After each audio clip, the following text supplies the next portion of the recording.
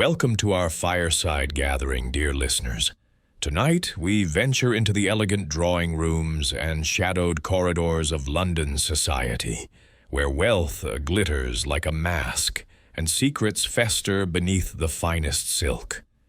It is the autumn of 1936, and Hercule Poirot, that most fastidious of detectives, finds himself summoned by a woman marked for death. She is beautiful, she is wealthy, and she is terrified of Wednesdays. Join us for The Wednesday Widow, a tale of poison, inheritance, and the bitter arithmetic of betrayal, crafted in humble homage to the masterful Agatha Christie, whose genius we honor, though this mystery unfolds on our own terms. Before we begin, tell us in the comments, where are you joining us from tonight? Your presence illuminates our journey through these shadowed mysteries. Now, let the story unfold. Chapter 1. The Widow's Warning. The October rain struck the windows of our Whitehaven Mansions flat with the persistence of an unwelcome guest, and I, Captain Arthur Hastings, found myself grateful for the fire crackling in the hearth and the cup of tea warming my hands.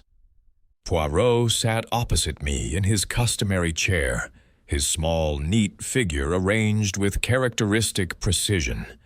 His patent leather shoes gleamed in the firelight, and his fingers drummed a quiet rhythm upon the arm of his chair. Those magnificent mustaches, waxed to needle-sharp points, twitched with what I had come to recognize as suppressed irritation.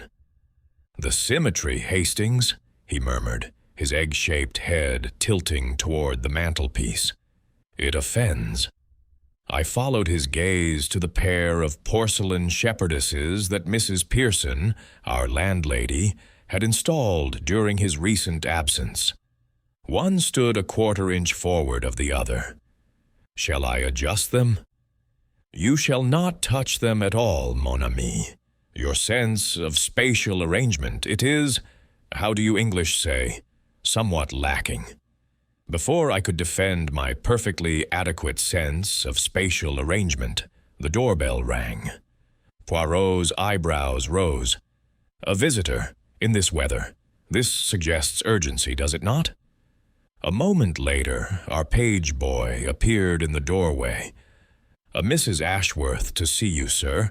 Says it's a matter of life and death." "They always say this," Poirot remarked, though his green eyes had sharpened with interest. "Show her in."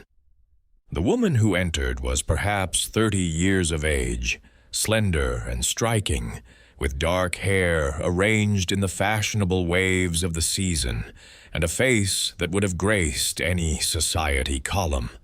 Her gray silk dress whispered of Bond Street, and the diamonds at her throat caught the firelight with cold brilliance. Yet beneath this polished exterior, I detected something fragile, a tremor in her gloved hands, a tightness about her painted lips. "Monsieur Poirot." Her voice was low and cultured, with the faintest quaver. "Thank you for seeing me without an appointment. I had nowhere else to turn. Please, madame, be seated." Poirot gestured to the chair I had vacated. "You are cold. Hastings, fetch the lady some tea."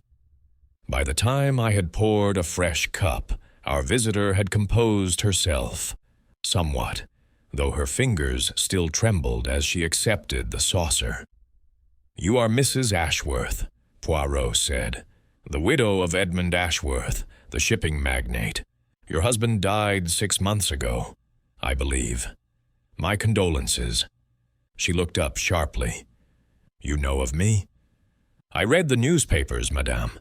Your husband's death was reported. Natural causes, the doctors said. Heart failure." He paused, his head tilting. "And yet you are here, in my sitting room, on a matter of life and death." Mrs. Ashworth set down her teacup with a clatter that betrayed her nerves. "They're going to kill me, Monsieur Poirot. On a Wednesday. just like Edmund. I confess, I exchanged a glance with Poirot at this extraordinary statement. His expression remained impassive, but I knew him well enough to see the spark of interest kindling behind those deceptively mild eyes. "Explain, if you please," he said, "from the beginning and omit nothing." She drew a breath. "Edmund died on a Wednesday, the 18th of April. He had seemed perfectly well that morning, a bit tired perhaps, but nothing unusual. He spent the day at his offices in the city, came home at his usual hour, and after dinner he retired to his study for his evening brandy. It was his ritual, you see. Every Wednesday evening, without fail, Edmund would drink a glass of his special brandy, a particular vintage he reserved for that night alone. He said it helped him think, to reflect on the week. "A curious habit," Poirot observed. "Brandy reserved for Wednesdays only."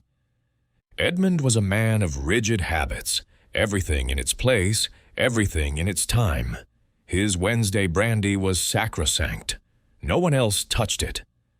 And on this particular Wednesday, I was in the drawing room reading.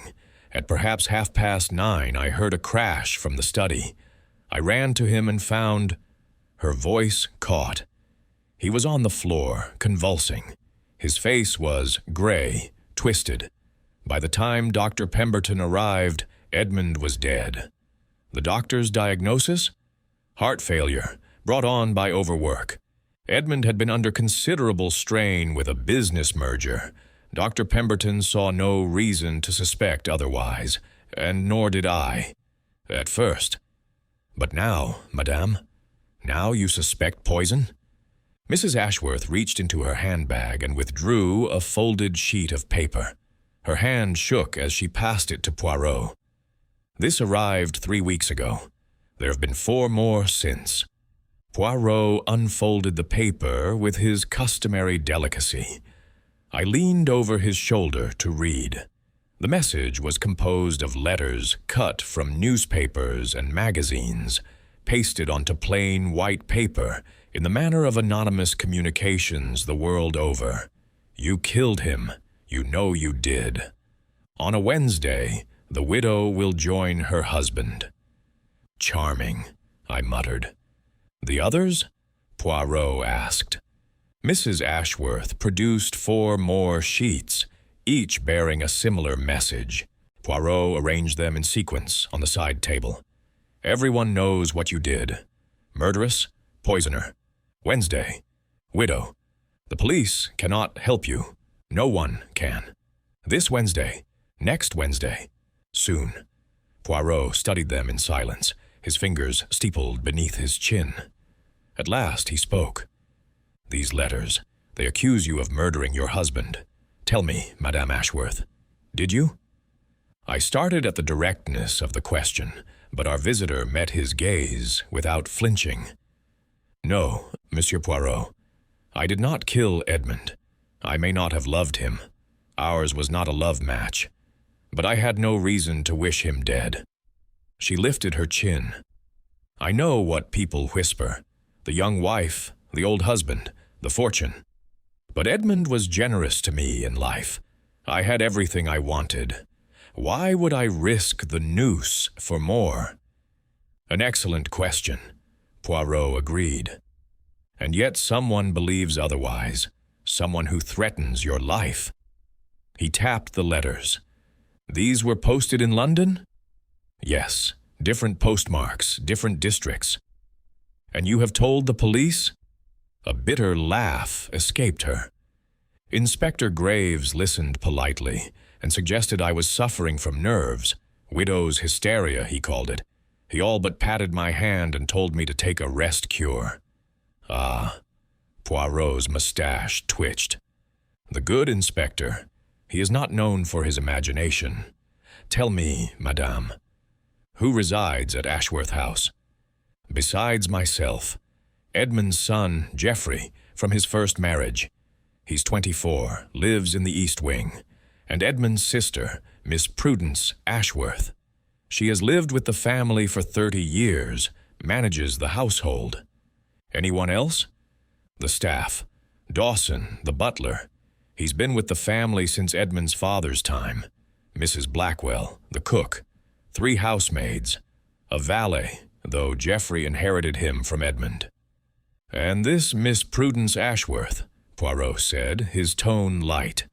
She was fond of her brother? Devoted.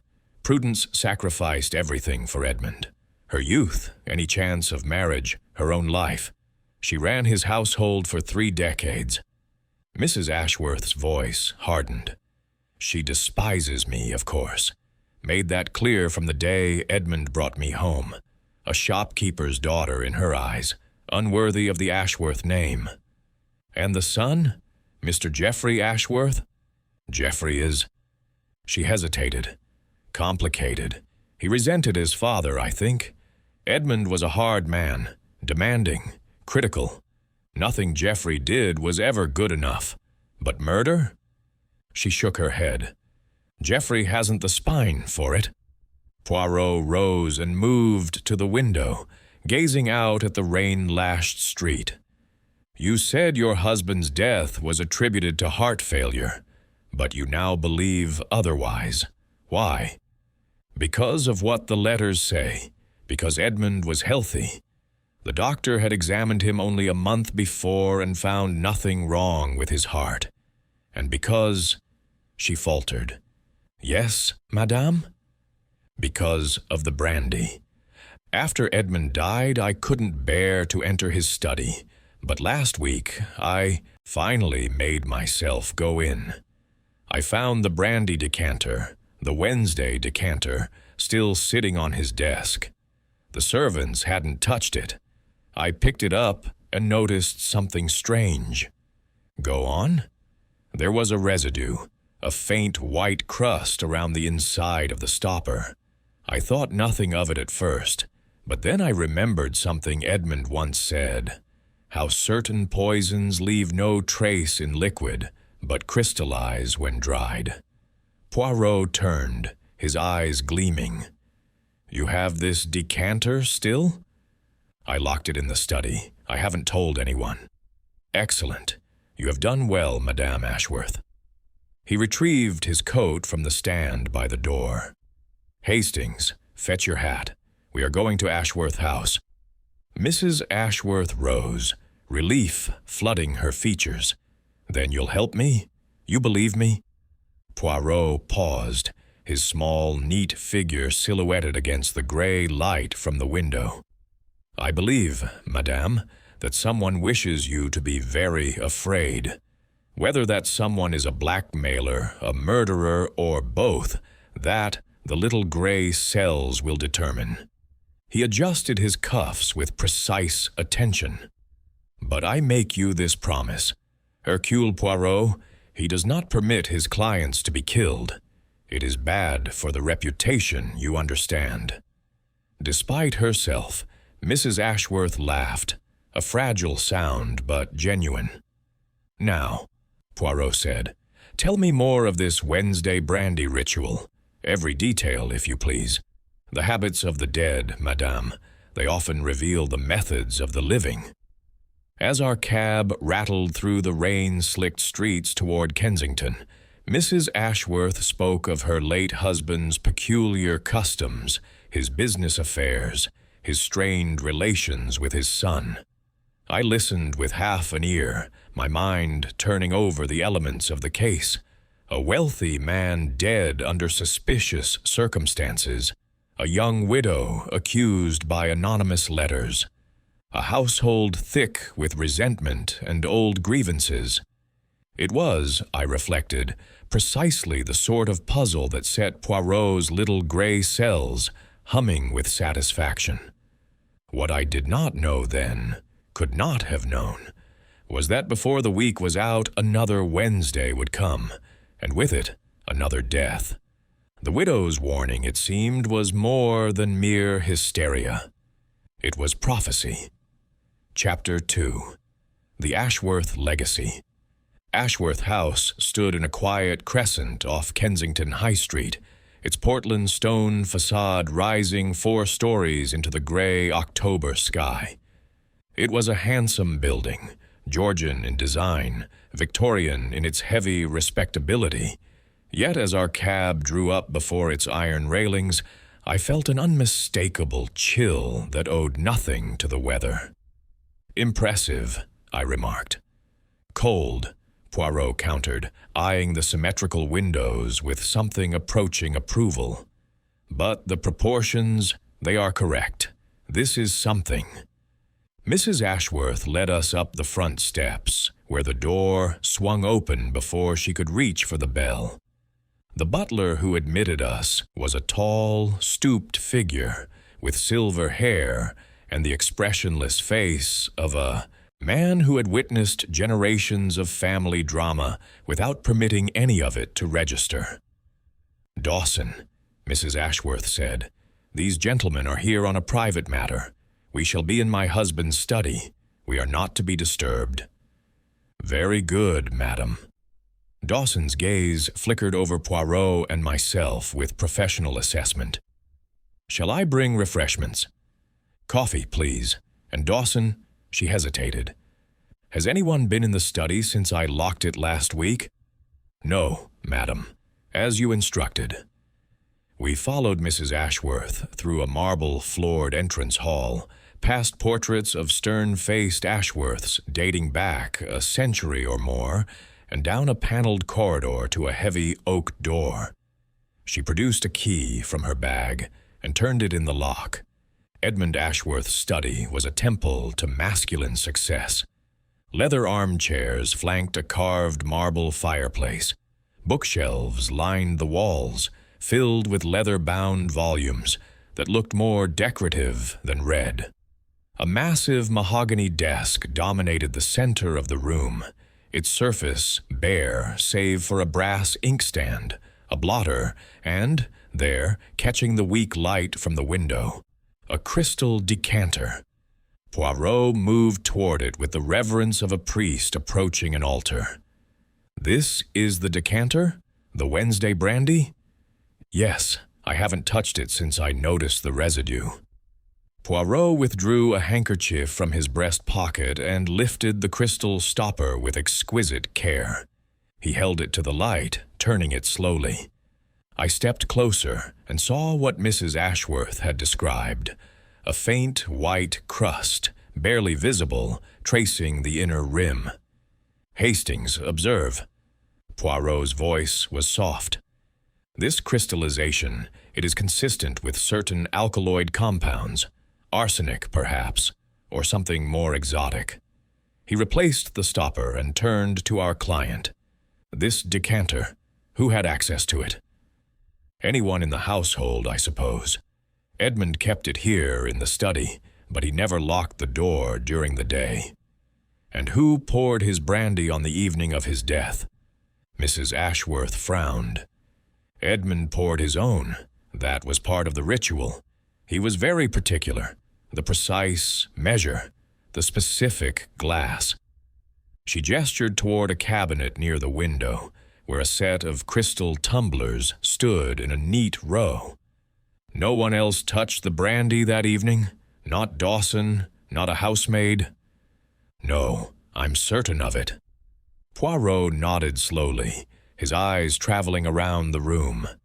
They lingered on the window, firmly latched, then moved to the door through which we had entered, and finally settled on a second door, nearly invisible in the paneling set into the far wall. "That door, madame, where does it lead?" "To the back corridor. It connects to the service areas, the kitchen, the servants' stairs." "So someone might enter this room without passing through the main hallway?" Yes, I suppose so." Poirot's mustache twitched. "Interesting." A knock at the main door interrupted us. Dawson entered bearing a silver tray with coffee, service accompanied by a young woman in housemaid's dress. As the maid arranged the cups, I noticed her hands trembling slightly, though, whether from nerves or the natural anxiety of serving under scrutiny, I could not say. "Dawson," Poirot said, accepting a cup, "you have served this household for many years, I understand." 43 years, sir, since Mr. Edmund's father's time.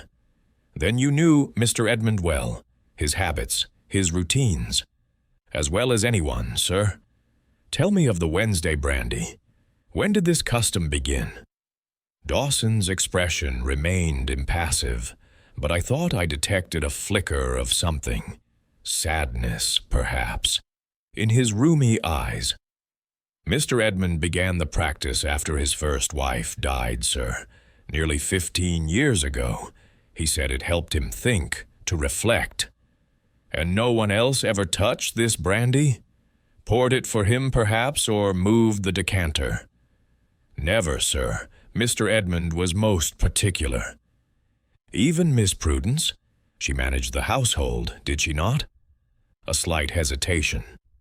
"Miss Prudence respected her brother's wishes, sir. She would not have interfered with his study." Poirot set down his cup. "I should like to meet Miss Prudence, and Mr. Geoffrey as well. They are at home?" "Miss Prudence is in the morning room, sir." "Mr. Geoffrey?" Dawson's lip curled almost imperceptibly. "Mr. Geoffrey has not yet risen. At 11:30? I could not help but interject. "Mr. Geoffrey keeps irregular hours, sir." After Dawson withdrew, Mrs. Ashworth led us to the morning room, a lighter, more feminine space, decorated in pale blues and creams. The woman who rose to greet us was perhaps 55, thin as a rail, with steel-gray hair pulled back severely from a face that might once have been handsome, but had hardened into something formidable. "Cordelia?" Her voice was clipped, unwelcoming. "I was not informed we were expecting guests." "Miss Ashworth," Poirot said, stepping forward with a small bow. "Forgive the intrusion. I am Hercule Poirot, and this is my colleague, Captain Hastings. Your sister-in-law has engaged my services in a private matter." Prudence Ashworth's gaze swept over Poirot, taking in his immaculate suit, his waxed mustache, his egg-shaped head, with an expression of barely concealed disdain. "A private detective. How vulgar." She turned to Cordelia. "Really, must you air our family's business to strangers?" "Someone is threatening my life, Prudence. I hardly think that qualifies as vulgarity." "Threatening letters." Prudence waved a dismissive hand. "Probably some servant you dismissed, seeking petty revenge, or one of Edmund's business rivals, trying to unsettle you into selling shares." "You have seen these letters, mademoiselle?" Poirot asked. "I have not, nor do I wish to. This household has endured quite enough scandal without inviting more." Her eyes, pale and sharp, fixed on Cordelia. "If you had any consideration for Edmund's memory, you would handle this quietly, not parade our affairs before hired investigators." "Mademoiselle Ashworth," Poirot said gently, "I understand your concern for the family reputation. But these letters, they accuse Madame Ashworth of murder. They threaten her life. Surely you would not wish harm to come to your brother's widow." Something flickered across Prudence's face, too quickly for me to identify. "Of course not. Whatever my personal feelings, Cordelia is family now. Edmund chose her." "And you supported his choice?" "I supported my brother in all things, Monsieur Poirot. For 30 years I have devoted myself to this family. My own wishes, my own desires. These were secondary to Edmund's needs." Her voice hardened. "That has not changed simply because Edmund is gone?" Poirot nodded thoughtfully. "Tell me, mademoiselle, on the evening of your brother's death, where were you?" "In my room. I had a headache and retired early. I heard nothing until Cordelia screamed." She paused. "The servants summoned me. By the time I reached the study, Edmund was already gone. You did not see him that evening? At dinner, perhaps? We dined together at 7, as always. Edmund, Cordelia, Geoffrey, and myself. Edmund seemed perfectly well. Tired, perhaps, but he'd been working long hours on the Hartwell merger. After dinner, he withdrew to his study. I went upstairs. She spread her hands. That is all I know. And Mr. Geoffrey? Geoffrey went out. To his club, he said. He returned after midnight. I heard him on the stairs. By then, the doctor had come and gone. Poirot was silent for a moment, his fingers drumming lightly on the arm of his chair. One more question, mademoiselle.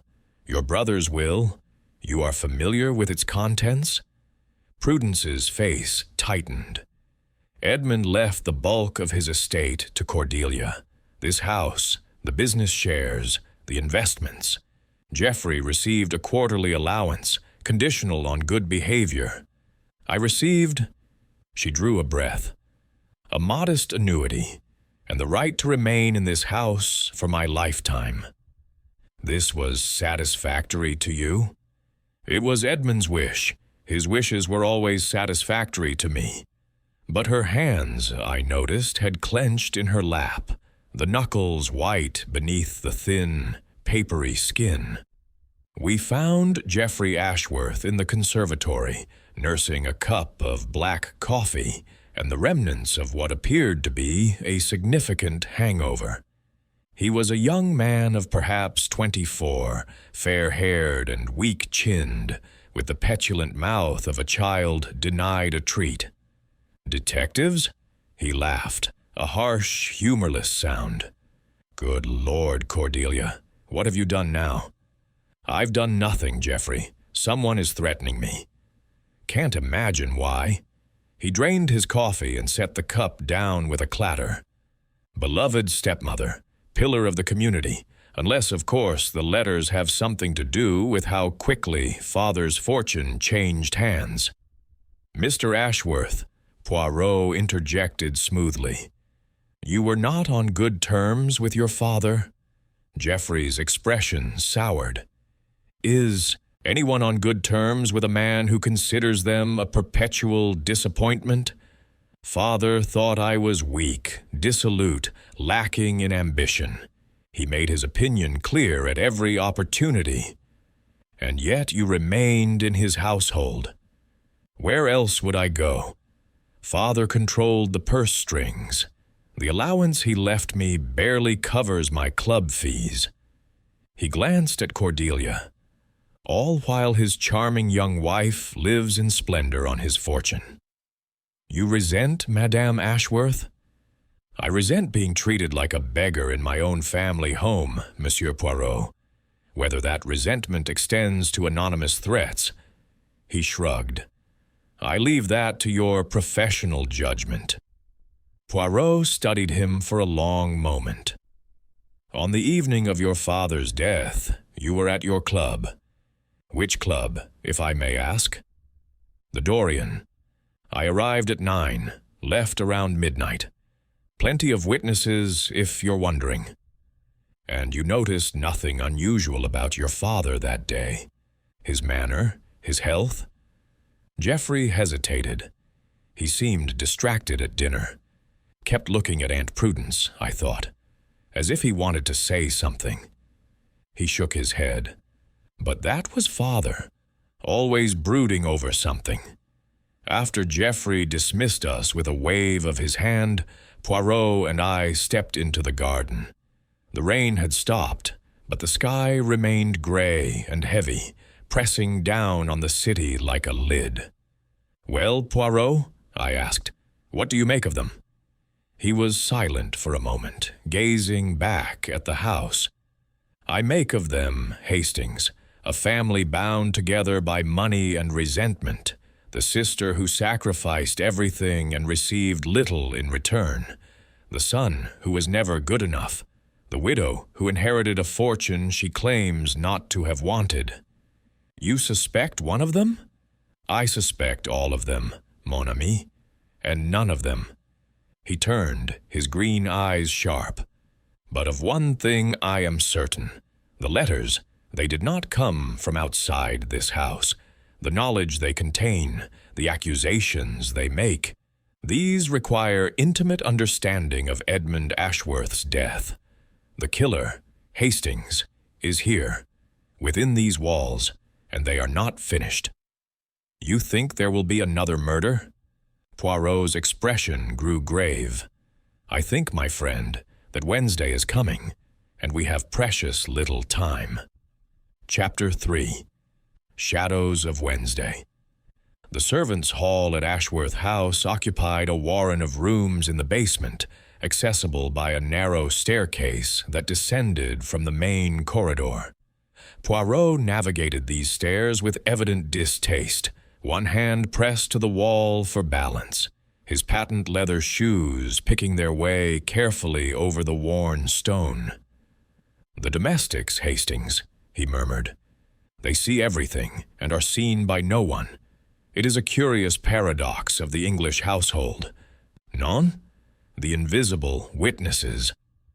We found Mrs. Blackwell, the cook, in her domain, a cavernous kitchen fragrant with the smell of roasting meat and fresh bread. She was a stout woman of perhaps 60, with flour-dusted forearms and a face reddened by decades of proximity to hot ovens. "Monsieur Poirot," she said, wiping her hands on her apron. "Dawson said you'd be wanting a word, though I can't think what help I'd be. I keep to my kitchen, I do." "And an excellent kitchen it is, madame." Poirot settled onto a wooden stool with surprising grace. "I wish only to understand the household, as it was on the night of Mr. Ashworth's death, the routines, the rhythms." Mrs. Blackwell's face softened with something like grief. "A terrible night, that was. Mr. Edmund, he was a good master. Fair. Never complained about the food, not once in 20 years. Tell me of that evening, the dinner." "Wednesday dinner was always the same, sir," Mr. Edmund insisted. "Roast beef, Yorkshire pudding, potatoes, no variations. He said Wednesday was for tradition." "And that particular Wednesday, the 18th of April?" "Same as always. I prepared the meal, sent it up at 7 sharp. Mary, that's the housemaid, she served at table. And after dinner, I cleared down the kitchen, prepared the next day's bread, went to bed around 10. Didn't hear nothing till all the commotion started." Poirot leaned forward. "The brandy, Mrs. Blackwell. Mr. Ashworth's Wednesday brandy. Did you ever have occasion to handle it? To move the decanter, perhaps, while cleaning?" "Lord, no, sir. That was Mr. Edmund's private stock. Nobody touched it but him. He kept it in that study of his, and heaven help anyone who disturbed his things." "Not even Miss Prudence? She managed the household, I understand." Mrs. Blackwell hesitated. A pause so brief I might have imagined it. "Miss Prudence managed the accounts, sir, the menus, the supplies, but Mr. Edmund's study was his own territory. Even Miss Prudence knew better than to interfere." "Even Miss Prudence," Poirot repeated softly. "Tell me, Mrs. Blackwell, in the weeks before Mr. Ashworth's death, did you notice anything unusual? Any tensions in the household? Arguments, perhaps?" The cook's eyes darted toward the door, then back to Poirot. "It's not my place to gossip, sir." "It is not gossip I seek, madame. It is truth. And truth, it has a way of protecting the innocent." Mrs. Blackwell sighed, her broad shoulders sagging. "There was a row, a fortnight before Mr. Edmund died. Him and Miss Prudence, in the morning room. I was passing in the corridor and heard raised voices." "You heard what was said?" "Only pieces, sir. Miss Prudence was upset, crying, I think. She said something about 30 years and everything I've given. Mr. Edmund's voice was quieter, but I heard him say, 'My decision is final.'" Poirot's eyes gleamed. "And after this argument?" "Things were strained, sir. Miss Prudence kept to her room more, barely spoke at meals. Mr. Edmund, he seemed—" She searched for the word. "Troubled, like a man with something weighing on his conscience. Merci, Mrs. Blackwell. You have been most helpful. We found Mary, the housemaid, in the linen cupboard on the first floor, her arms full of freshly pressed sheets. She was young, no more than 19, with a plain, honest face and the nervous manner of a girl unaccustomed to attention. "I don't know nothing, sir," she said before Poirot had even spoken. "I only served at table. I didn't see nothing strange." "Peace, mademoiselle." Poirot's voice was gentle, almost paternal. "I do not accuse. I only wish to understand. You served dinner on the night Mr. Ashworth died, yes?" "Yes, sir." "Tell me of the meal. Who was present?" "Everyone, sir. Mr. Edmund at the head, Mrs. Ashworth at the foot, Miss Prudence and Mr. Geoffrey on either side." "And the atmosphere? Was it pleasant, tense?" Mary clutched the sheets tighter to her chest. "Quiet, sir. Nobody talked much. Mr. Edmund kept looking at Miss Prudence, and she kept looking at her plate. Mr. Geoffrey drank too much wine. He always does. And Mrs. Ashworth tried to make conversation, but nobody answered her proper.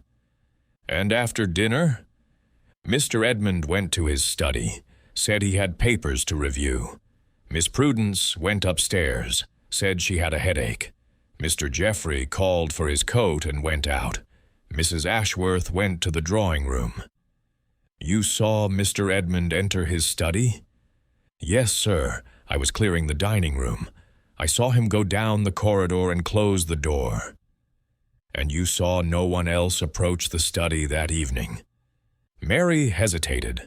Her cheeks flushed pink. "Mademoiselle?" "It's probably nothing, sir." "In the matter of murder, there is no nothing. Every detail, it may be significant." The girl swallowed. "I saw Miss Prudence, sir, on the back stairs. Around 8 o'clock, maybe 1:15. I was fetching something from the kitchen, and she was coming up from the service corridor." Poirot went very still. "The service corridor? The one that connects to Mr. Ashworth's study?" "Yes, sir, but she might have been anywhere down there. The wine cellar, the storerooms." "Did she see you?" "I don't think so, sir. I ducked back, quick-like. Miss Prudence doesn't like the maids wandering about when they should be working." "And you told no one of this?" Mary's eyes widened with fear. "Who would I tell, sir? Miss Prudence runs this house. If I accused her of something—" She shook her head vehemently. "I'd be out on the street without a reference. You accuse no one, mademoiselle. You merely observed. And your observation, it is safe with Hercule Poirot." He paused. "One more question. On that evening, did you notice anything unusual about Mr. Ashworth? His appearance, his manner?" Mary frowned, thinking. "He did look poorly at dinner, sir, pale-like, and he didn't eat much, just pushed the food around his plate. I remember thinking he must be coming down with something." "Poorly at dinner," Poirot murmured, before he retired to his study, before the brandy. "Sir?" "Nothing, mademoiselle. You have been most helpful indeed." We returned to the ground floor to find Dawson waiting. In the entrance hall, his expression carefully neutral. "Monsieur Poirot, there is a telephone call for you, a Dr. Pemberton. He says it is regarding Mr. Ashworth's death." Poirot raised an eyebrow. "I did not contact Dr. Pemberton." "No, sir. Mrs. Ashworth took the liberty. She thought you might wish to speak with him." The telephone was in a small alcove off the main hall.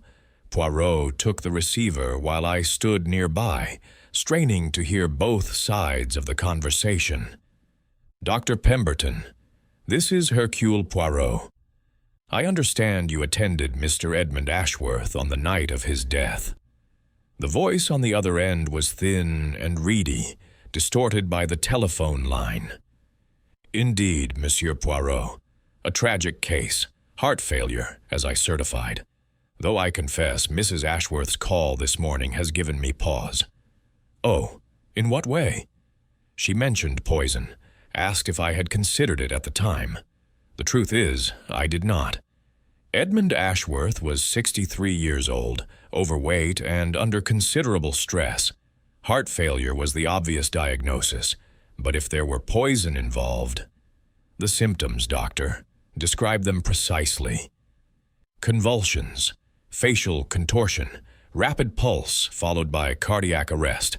At the time, I attributed these to the heart attack itself, but certain poisons, strychnine, for instance, can produce similar effects."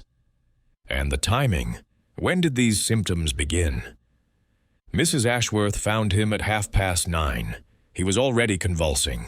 Death occurred within minutes of my arrival, perhaps 9:45. But the symptoms themselves, the convulsions, the distress, when did they begin?" A pause on the line. "I cannot say precisely. Mrs. Ashworth reported hearing a crash from the study. That would have been the onset. But—" "Yes, doctor?" "There is something else, something I dismissed at the time. When I examined the body, I noticed Edmund's hands. The fingers were clenched, the nails digging into the palms.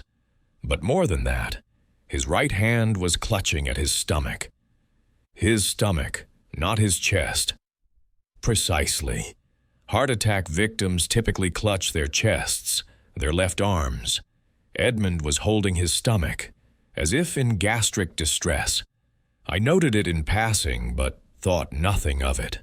Stress can cause stomach upset, after all. But gastric symptoms would be consistent with poisoning." "Yes."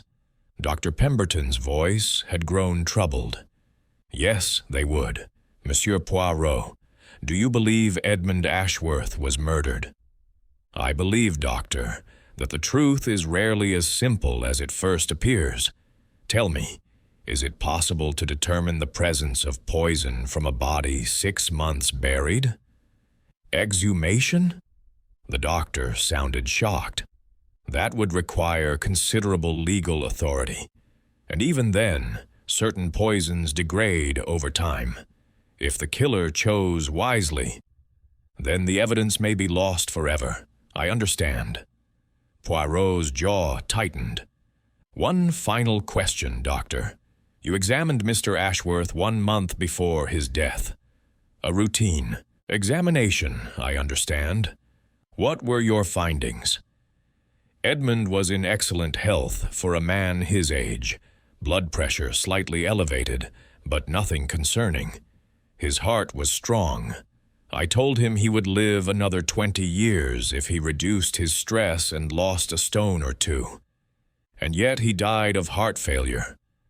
So I believed. Now I am not so certain." Poirot thanked the doctor and replaced the receiver. He stood motionless for a long moment, his fingers drumming against the polished wood of the telephone table. "Hastings," he said at last, "we have been given a gift the killer did not intend." "What gift?" "The timing, mon ami. Edmund Ashworth was already pale and unwell at dinner, before he touched his Wednesday brandy. His symptoms at death were gastric, not cardiac. And the maid saw Prudence Ashworth in the service corridor at 8 o'clock, an hour before the supposed time of poisoning." "You mean the brandy wasn't the murder weapon?" "I mean the brandy was the misdirection. The killer wished us to believe it was poisoned, even left residue in the stopper to confirm our suspicions. But Edmund was dying before he ever reached his study. The poison was administered earlier. At dinner, perhaps. Or before. I stared at him. Then we've been looking in entirely the wrong direction. Not the wrong direction, Hastings. Merely the direction the killer wished us to look. He straightened his tie, his expression hardening. But now the little gray cells, they are awake, and they see what was meant to remain hidden. What do we do now? Now, mon ami, we wait. Tomorrow is Wednesday. His eyes grew grave. And if my suspicions are correct, the killer will strike again. We must be ready. Chapter 4. The Bitter Inheritance. The offices of Hartley, Marsh, and Pembroke occupied a dignified Georgian building in Lincoln's Inn Fields, its brass nameplate polished to a mirror shine. Poirot and I arrived shortly after 10 o'clock on Tuesday morning, having telephoned ahead to secure an appointment with Mr. Reginald Hartley, the senior partner who had handled Edmund Ashworth's legal affairs for the past 3 decades. Monsieur Poirot. Hartley rose from behind a desk buried beneath towers of documents and extended a dry, papery hand. He was a small man, wizened with age, his spectacles perched precariously on a nose that seemed too sharp for his face. I confess your call intrigued me. The Ashworth estate was settled months ago. I cannot imagine what questions remain. Questions, Monsieur Hartley. They have a way of multiplying when murder is suspected. The solicitor's eyebrows shot upward. Murder? Edmund Ashworth died of heart failure. I attended the funeral myself. So the death certificate states, and yet... Poirot settled into the leather chair opposite the desk, crossing his legs with precise care. Certain evidence has emerged that suggests otherwise. I am engaged by Mrs. Ashworth to investigate threats against her life, threats that claim she murdered her husband. Hartley removed his spectacles and polished them slowly. Anonymous accusations are hardly evidence, Monsieur Poirot. No, but they sometimes contain truths that others prefer to remain hidden. Poirot leaned forward. Tell me of the will. Edmund Ashworth's final testament. When was it drawn? 3 years ago, shortly after his marriage to the current Mrs. Ashworth. And its contents? Hartley hesitated, his legal instincts clearly warring with curiosity. I suppose there's no harm, as the will has been read and executed. The bulk of the estate, the house, the business shares, the investments, went to Mrs. Cordelia Ashworth. Geoffrey Ashworth received a quarterly allowance of £300, conditional upon maintaining respectable conduct. Miss Prudence Ashworth received an annuity of £100 per year and the right to reside at Ashworth House for her lifetime. A modest provision for a woman who devoted 30 years to her brother's household. Edmund was not a generous man, Monsieur Poirot. He believed in rewarding results, not loyalty. Prudence had no head for business, no social connections to offer. In his view, she had contributed little beyond household management, for which she had already received room and board. I felt a surge of indignation on Miss Ashworth's behalf. That seems rather cold. Edmund Ashworth was a cold man, Captain Hastings. Successful, certainly. Respected in business circles, but not warm. Hartley replaced his spectacles. I advised him, more than once, to be more generous to his sister. He declined. And to his son? Poirot asked. Geoffrey's allowance? It seemed small for the heir of a shipping fortune. Geoffrey was a disappointment to his father. Gambling debts, dissolute companions, a failed attempt at university. Edmund hoped the conditional allowance would force him to reform. Whether it has succeeded... Hartley spread his hands. I could not say. Poirot was silent for a moment, his fingers drumming lightly on the arm of his chair. Mr. Hartley, I must ask you a question of some delicacy. In the weeks before Edmund Ashworth's death, did he contact you regarding any changes to his will?" The solicitor went very still. His eyes, behind their thick lenses, grew guarded. "That information is confidential, Monsieur Poirot. A man is dead. A woman's life is threatened. Confidentiality, it must sometimes yield to truth." Hartley removed his spectacles once more and rubbed the bridge of his nose. When he spoke, his voice was heavy. "Edmund telephoned me on the 14th of April, 4 days before his death. He wished to schedule an appointment to discuss alterations to his will." "Alterations? Of what nature?" "He did not specify. He said only that circumstances had changed and certain provisions were no longer appropriate. We scheduled a meeting for the 20th of April. Hartley's voice dropped. "He died on the 18th. The meeting never took place. And you have no notion of what changes he intended?" "None. Edmund was secretive about such matters. He would not have revealed his intentions until the documents were before him." Poirot rose and moved to the window, gazing out at the gray London sky. "Someone in that household knew, Monsieur Hartley. Someone knew Edmund intended to change his will and killed him before he could do so.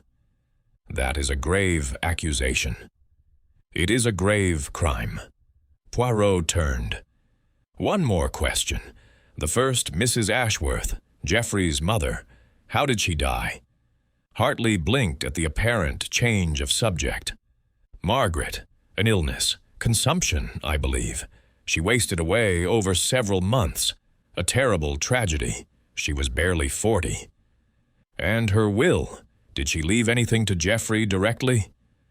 "Margaret had little of her own. The Ashworth fortune was Edmund's. She left only personal effects, jewelry, letters, a few family heirlooms.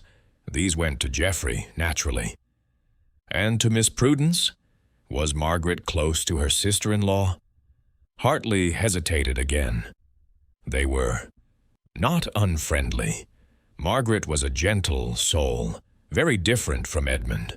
I believe she appreciated Prudence's help with the household, particularly during her illness. But close?" He shook his head. "Prudence kept herself apart. She always has." We emerged into Lincoln's Inn Fields to find the sky darkening with the threat of rain. Poirot walked in silence, his brow furrowed, his mustache twitching with the intensity of his thoughts. "The will," I said at last. "Edmund was going to change it. Someone killed him to prevent that. So it would appear, Hastings. But which change? And to whose benefit or detriment?" He shook his head. "We assume the killer acted to preserve their inheritance, but perhaps the opposite is true. Perhaps Edmund intended to give more to someone, and another killed him from jealousy or spite." "You're thinking of Prudence." "I am thinking of everyone, mon ami, Mrs. Ashworth, who inherited everything. Perhaps she feared Edmund would reduce her share. Geoffrey, whose allowance might have been cut entirely. Prudence, whose modest annuity might have been increased or eliminated." He spread his hands. "Without knowing Edmund's intentions, we cannot know the killer's motive. Then how do we proceed?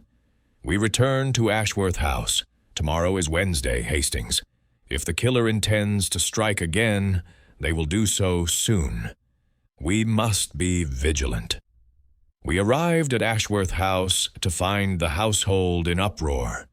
Dawson met us at the door, his usually impassive face drawn with worry. "Monsieur Poirot, thank heaven you've come. There's been another letter." Mrs. Ashworth was in the drawing-room, her face pale as chalk, a sheet of paper trembling in her hands. Miss Prudence stood by the fireplace, her expression unreadable. Geoffrey slouched in an armchair, a glass of whiskey already in his hand, despite the early hour. "Show me," Poirot said quietly. Cordelia handed him the letter. Like the others, it was composed of words cut from newspapers. "Tomorrow is Wednesday. The widow's time has come. No detective can save you now." "It was in the Morning Post," Cordelia whispered, "mixed with the ordinary letters. Anyone could have sent it." "Or placed it there themselves," Geoffrey muttered. "Convenient, isn't it? Another threat, right on schedule." "What are you implying?" Cordelia's voice sharpened. "I'm implying that these letters serve your purposes rather well, stepmother. The grieving widow, the innocent victim. Meanwhile, you sit in my father's house, spending my father's money." "That is enough, Geoffrey." Prudence's voice cut through like a blade. "Whatever our feelings about Cordelia, accusations of fraud help no one. Since when do you defend her, Aunt Prudence? I thought you despised her as much as I do." Prudence's jaw tightened. "I despise vulgarity, Geoffrey, and you are being vulgar." Poirot raised a hand, silencing them both. "This discord, it serves only the killer. You tear at each other while the true enemy watches from the shadows." He turned to Cordelia. "Madame Ashworth, tomorrow you must not leave this house. You will remain in your room with the door locked and admit no one, not even family members, without my presence. You believe I'm truly in danger. I believe someone wishes you to believe so. Whether that threat is genuine or designed to manipulate, I cannot yet say. But we will take no chances." He turned to the others. "Tomorrow evening, I will return. There will be a gathering in the drawing room. All members of the household, including the senior servants. I have questions that must be answered." "A gathering?" Geoffrey laughed bitterly. "How dramatic! Are you going to unmask the killer, Monsieur Poirot? Point your finger and watch them crumble?" "Perhaps, Monsieur Ashworth. Perhaps." Poirot's eyes were cold. "Or perhaps I shall unmask something else entirely. The truth, it has many faces. Not all of them are guilty of murder." As we prepared to leave, I noticed Dawson hovering near the entrance hall, his manner hesitant. "Monsieur Poirot," he said quietly. "A word, if I may." Poirot paused. "Of course, Dawson." The butler glanced over his shoulder, ensuring we were alone. "There is something I did not mention yesterday. Something I thought unimportant." "Nothing is unimportant, Dawson. Speak freely." "On the day Mr. Edmund died, I was in the dining room preparing for dinner. Miss Prudence came in, ostensibly to check the table settings, but while she was there, she adjusted things." "What things?" "The water glasses, sir. She moved Mrs. Ashworth's glass to Mr. Edmund's place, and his to hers. When I asked if something was wrong, she said she'd noticed a smudge and was correcting it. I thought nothing of it at the time." Poirot went very still. "The glasses? She switched them?" "Yes, sir. But as I said, I thought—" "You thought it innocent, a fastidious woman correcting a minor imperfection." Poirot's voice was soft, almost gentle. "But what if, Dawson, the glass intended for Mrs. Ashworth was not meant for Mrs. Ashworth at all? What if Miss Prudence switched them precisely because she knew which glass contained poison?" Dawson's face drained of color. "You don't mean—" "I mean nothing yet, but this detail, it is significant, most significant indeed." Poirot clasped the butler's arm. "You have done well to tell me, Dawson. Now, I must ask you to say nothing of this to anyone. Tomorrow, all will be revealed." In the cab, returning to Whitehaven Mansions, I turned to Poirot with barely contained excitement. "It's Prudence, isn't it? She switched the glasses. She poisoned Edmund's water at dinner. That's why he was ill before the brandy." "The evidence points in that direction, certainly. But wait," I frowned. "If she switched the glasses, that means the poison was originally meant for Cordelia. Was Prudence trying to kill her sister-in-law?" "An excellent question, Hastings, and one that troubles me greatly." Poirot stared out at the rain-slicked streets. "If Prudence intended to poison Cordelia, why did Edmund die instead? A simple switch of glasses, yes, but Prudence made that switch. She controlled which glass went where.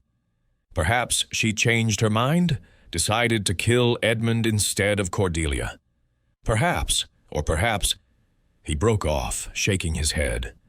"No, there is something I am not seeing, some piece of the puzzle that remains hidden." His fingers drummed against his knee. "Tomorrow, Hastings, tomorrow the little gray cells must work their hardest. A life depends upon it." I settled back in my seat, my mind churning with possibilities. Prudence, bitter and overlooked, poisoning her brother to prevent a will change that would have stripped her of even her meager inheritance. It made sense, terrible sense. And yet, as Poirot had taught me, the obvious answer was rarely the correct one. Wednesday was coming, and with it I feared would come the truth. Written in blood. Chapter 5. Death Keeps Its Promise. Wednesday arrived shrouded in fog, so thick that London seemed to have vanished entirely beyond the windows of our Whitehaven mansion's flat. Poirot had been awake since dawn, pacing the sitting room with an energy that belied his usual fastidious calm, his patent leather shoes beating a restless rhythm on the carpet. "The fog, Hastings," he said, pausing at the window. "It is like the mind of the killer, opaque, concealing, yet with purpose behind its movements. You're worried about Mrs. Ashworth." "I am worried about everyone in that house, mon ami. The killer has promised death today, whether that promise is genuine or merely psychological torture." He turned from the window. "We must not wait to find out. Come." We arrived at Ashworth House shortly after 11 o'clock. Dawson admitted us with visible relief. "Thank heaven you're here, sir. The household is in a state. Mrs. Ashworth has locked herself in her room as you instructed. Miss Prudence is insisting this is all hysteria. And Mr. Geoffrey—" He lowered his voice. "Mr. Geoffrey has been drinking since breakfast. Where is everyone now?" "Miss Prudence is in the morning room. Mr. Geoffrey is in the billiards room. The staff are attempting to maintain normal routines, though I confess we are all rather on edge." Poirot nodded. "Excellent. Maintain this separation for now. I will speak with Mrs. Ashworth first."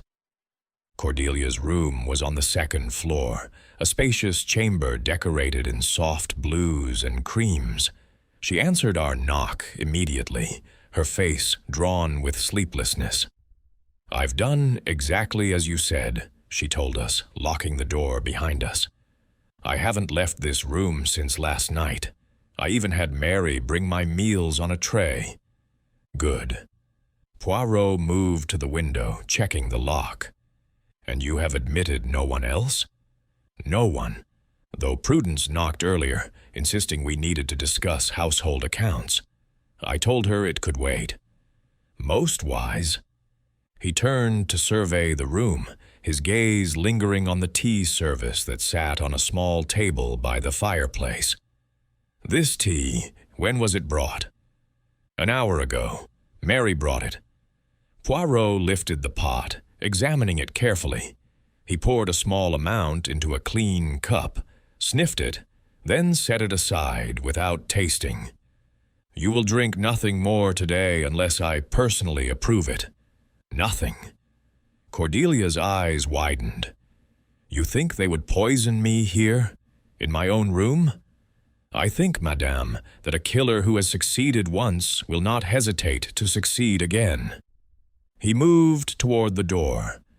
Remain here. Keep the door locked. I will return within the hour. We found Prudence in the morning room, her thin frame rigid with disapproval as she worked at her embroidery. She looked up as we entered, her pale eyes cold. Monsieur Poirot, I hope you've come to end this theatrical nonsense. Cordelia has the entire household walking on eggshells with her dramatics. You do not believe the threats are genuine, mademoiselle? I believe Cordelia is a woman who thrives on attention. First, she captivated my brother with her youth and beauty. Now she captivates you with her fears. The needle flashed in her hand, sharp and precise. Meanwhile, the household suffers. The accounts go unreviewed. The staff lack proper direction. Your devotion to duty is admirable, Poirot said mildly. Tell me, on the day your brother died, you supervised the table settings for dinner, did you not? Prudence's hand stilled for just a moment. I always supervised the dining arrangements. Edmund expected perfection. And that evening, you adjusted the water glasses. Dawson observed you switching them. The color drained from Prudence's face, but her voice remained steady. There was a smudge. I corrected it. By switching Mrs. Ashworth's glass with your brother's? Aye. She set down her embroidery. What are you implying? I imply nothing. I merely observe. It is curious, is it not, that Edmund fell ill after drinking from a glass originally placed at Mrs. Ashworth's seat? Prudence rose, her hands trembling. You think I poisoned my brother, the brother I devoted my entire life to serving? I think, mademoiselle, that someone in this house is a murderer, and that murderer had intimate knowledge of the household routines. Poirot's voice was gentle but inexorable. You were seen in the service corridor that evening. You switched the water glasses at dinner. You argued with your brother 2 weeks before his death about 30 years and everything you had given. Stop. The word came out as a whisper. Prudence sank back into her chair, suddenly looking every one of her 55 years. You don't understand. Then help me understand. She was silent for a long moment. When she spoke, her voice was hollow. Edmund was going to marry me off. I stared at her in astonishment. Marry you off? At your age? To Mr. Cornelius Hartwell, his business partner, a widower of 68 with gout and wandering hands. Her laugh was bitter. Edmund thought it would cement their merger, the spinster sister, finally useful for something beyond managing servants. This was the change he intended to make to his will? Poirot asked. Part of it. He was going to settle £20,000 on me, but only upon my marriage to Hartwell. If I refused, I would receive nothing, not even the annuity. Her hands clenched in her lap. 30 years I gave him. I raised Geoffrey after Margaret died. I managed his household, hosted his dinners, sacrificed any chance of my own happiness. And my reward was to be sold like livestock to secure a business deal. So you killed him, I said. No. The word exploded from her. I wanted to. God help me. In that moment when he told me his plans, I wanted him dead. But I didn't kill him. I couldn't. Despite everything, he was my brother. Then why switch the glasses? Poirot pressed. Prudence looked away. I saw someone near Edmund's glass earlier, during the afternoon when the table was being set. They were doing something. I couldn't see what. I suspected they might be trying to hurt Edmund, so I switched the glasses to protect him. Who? Poirot leaned forward. "Who did you see?" I can't be certain. The light was poor and I was in the hallway." A scream cut through the air, high, terrified, ending in a horrible choking sound. Poirot was on his feet instantly. That came from upstairs, Mrs. Ashworth's room.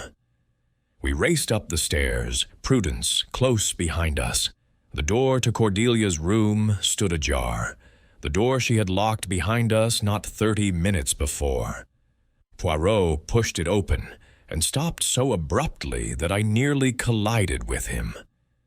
Cordelia Ashworth lay on the floor near the fireplace, her body convulsing, her face twisted in agony. The tea service had been overturned, the delicate china shattered, tea pooling on the Persian carpet. "Don't touch anything," Poirot commanded, dropping to his knees beside her. But it was already too late. Even as he reached for her, Cordelia's body gave one final, violent spasm and went still. Her eyes remained open, staring at nothing. "Dear God," Prudence whispered. "Not again, not again." Poirot rose slowly, his face grave. "She is dead, poisoned like her husband." His eyes swept the room, taking in every detail. "The locked door. It has been opened from the outside. The key." I checked the lock. Scratches on the metal. Someone picked it. While we were downstairs with Miss Prudence, his jaw tightened. We were deliberately drawn away. The killer knew our movements, our intentions. Geoffrey appeared in the doorway, swaying slightly, whiskey fumes preceding him. "What's all the commotion?" He saw Cordelia's body and the color drained from his face. "Christ, she's dead?" "Murdered," Poirot said flatly. "On Wednesday, as promised." "But I thought the letters, they were just meant to frighten." Geoffrey stumbled backward. "This is madness. This is murder, Monsieur Ashworth. Calculated, deliberate murder." Poirot moved to the overturned tea service, careful not to disturb the scene. "The tea was poisoned. The same method as your father, I suspect. Swift-acting, violent." "Who brought the tea?" Prudence asked, her voice barely audible. "Mary," I said. "Mrs. Ashworth told us Mary brought it an hour ago. Then we must speak with Mary immediately." But when Dawson went to fetch her, he returned alone, his face grave. "Mary is gone, sir. Her room is empty, her things missing. Cook says she saw her leaving through the service entrance 20 minutes ago, carrying a valise." "Then we have our killer," Geoffrey said. "The housemaid. She poisoned them both." "Perhaps," Poirot murmured, but his expression was troubled. "Dawson, summon the police and ensure no one else leaves this house." While we waited for the authorities, Poirot examined Cordelia's room with meticulous care. He studied the broken tea service, the position of the body, the locked door that had been picked. His little gray cells, as he liked to say, were working at full capacity. "Hastings," he said suddenly. "The tea service. What do you observe?" I looked at the shattered china. "It's broken. The pot is overturned." "Yes, but look closer. The cup from which she drank. Where is it?" I searched among the debris. "Here, by her hand." "And how many cups were on the tray?" I counted the pieces. 2 cups. Why would Mary bring 2 cups for one person?" "Exactement." Poirot's eyes gleamed. "Unless Mary expected Mrs. Ashworth to have a visitor, or unless—" He trailed off, moving to the window. "Poirot?" "The fog, Hastings. It conceals much, but sometimes, in concealing, it reveals." He turned back to the room. "Tell me, when we arrived this morning, who knew we were here?" "Everyone, I suppose. Dawson announced us." "And who knew we would leave Mrs. Ashworth alone to speak with Miss Prudence?" "Well, Prudence herself, and anyone who might have overheard." "Precisely. The killer knew our movements because the killer was watching, waiting for the perfect moment. He moved to the fireplace, examining the mantelpiece. And here, look. On the mantel, barely visible, was a small smudge of white powder. The poison? I asked. Perhaps, or perhaps another misdirection. He carefully collected a sample with his handkerchief. The killer is clever, Hastings, but perhaps too clever. In trying to create an elaborate deception, they have revealed themselves. How? Before Poirot could answer, we heard a commotion from downstairs, voices raised in alarm. We hurried down to find Dawson in the entrance hall, a telegram in his shaking hands. "It's Mary, sir," he said. "She sent a telegram from Victoria Station." Poirot took the paper and read aloud. "Could not stay. Know too much. They will kill me next. Guilty conscience. Mary. She's confessing," Geoffrey said. "She killed them both and fled." But Poirot shook his head slowly. "No, Monsieur Ashworth. This telegram, it is not a confession. It is a cry for help. Mary knows who the killer is, and the killer knows that she knows." "Then we must find her," I said. "The police will search, but I fear—" Poirot's expression was grim. "I fear we are meant to believe Mary is the killer, just as we were meant to believe the brandy was poisoned, just as we were meant to believe many things that were not true." He turned to face the assembled household. Prudence, pale and shaking, Geoffrey, sobering rapidly in the face of death, Dawson, maintaining his dignity despite the horror. "The gathering I planned for tonight, it must proceed. But now it is not just to unmask a killer, it is to prevent another death, for I believe the murderer's work is not yet complete." "What do you mean?" Prudence asked. "I mean, mademoiselle, that we have all been players in an elaborate performance.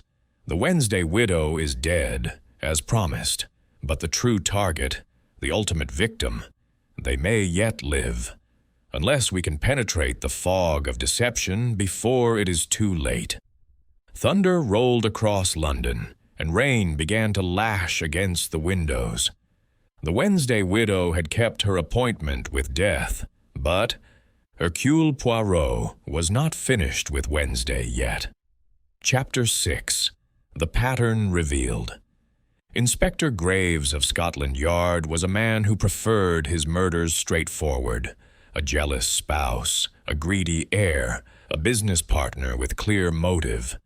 The Ashworth case, with its mysterious letters and Wednesday murders, clearly vexed him considerably. "The housemaid has fled," he announced, as if this settled matters. "Clear sign of guilt, if you ask me. We'll have her soon enough." "And yet," Poirot said mildly, "she sent a telegram. A guilty person who flees does not usually announce their location." "Conscience," Graves said firmly, "gets them every time. Mark my words, Poirot. When we find this, Mary, she'll confess everything." Poirot said nothing, but I saw his mustache twitch, a sure sign of suppressed irritation. While the police photographed the scene and removed poor Cordelia's body, Poirot drew me aside. "Hastings, I require your assistance. There is something I must verify in Edmund Ashworth's study." "What are we looking for?" "The truth, mon ami. It has been hiding in plain sight, but the little gray cells, they begin to see the pattern." The study remained as we had left it days ago, the crystal decanter still on the desk, the leather chairs arranged before the cold fireplace. But Poirot ignored these, moving instead to the bookshelf. "Help me, Hastings. We search for Edmund's appointment diary for this year." We located it quickly, a leather-bound journal marked 1936. Poirot flipped through the pages with practiced efficiency, stopping at April. Voila! April 14th, the day Edmund telephoned his solicitor. But see here, what is written?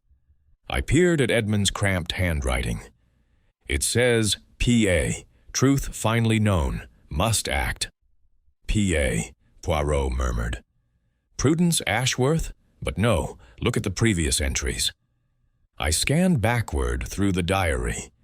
Throughout March and into February, the initials P.A. appeared repeatedly, always followed by cryptic notes. Suspicions confirmed, evidence mounting, can no longer ignore. He was investigating something, I said, or someone. Precisely, and on April 14th, he discovered the truth. 4 days later, he was dead. Poirot closed the diary. Now, Hastings, we must find what Edmund discovered. Search the desk drawers, particularly any locked ones. The bottom drawer of the desk was indeed locked. Poirot produced a small tool from his pocket.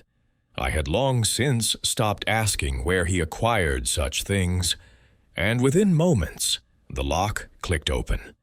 Inside was a manila folder marked Confidential in Edmund's hand. Poirot opened it carefully, and we both leaned forward to read. The first document was a letter from a private inquiry agent, dated April 10th, 1936.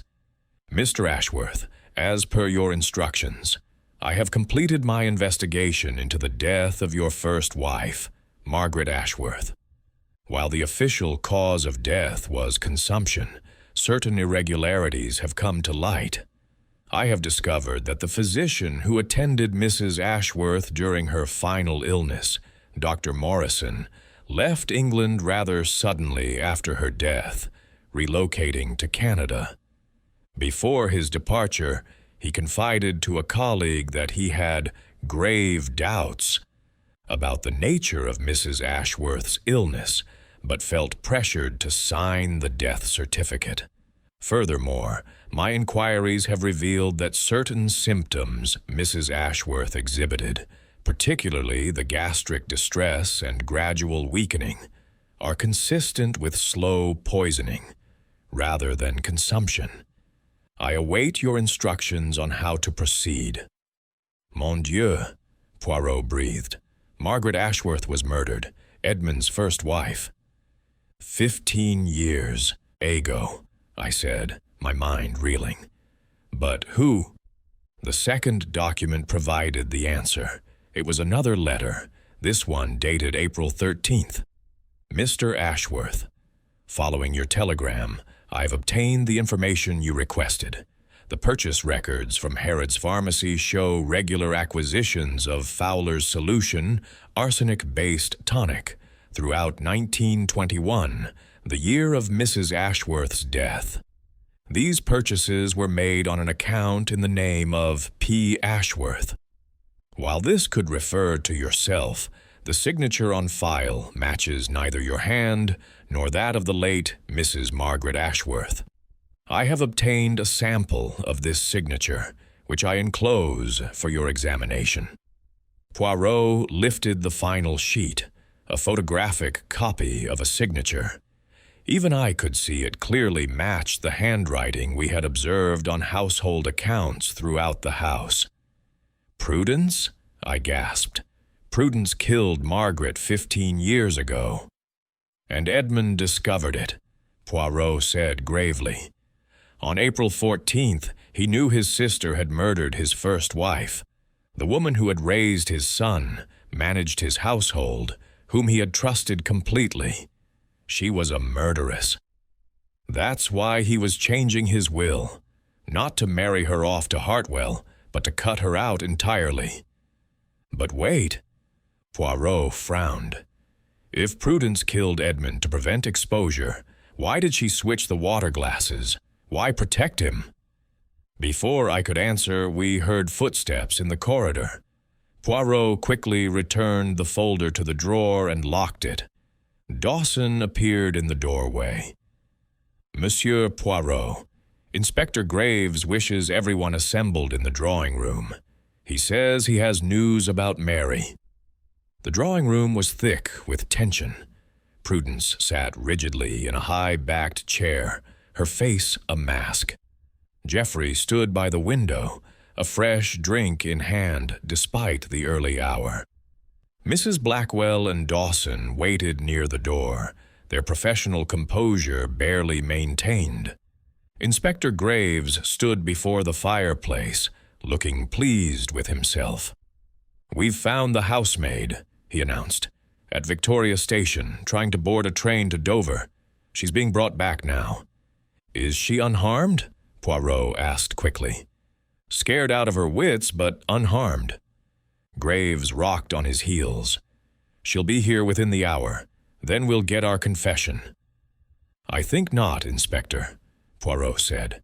"Mary is not the killer. She is a witness, one who saw too much and feared for her life." "Preposterous. She fled the scene of a murder." "She fled because she knew she would be next." Poirot moved to the center of the room. "But perhaps, while we wait for Mary, I might share certain discoveries with you all."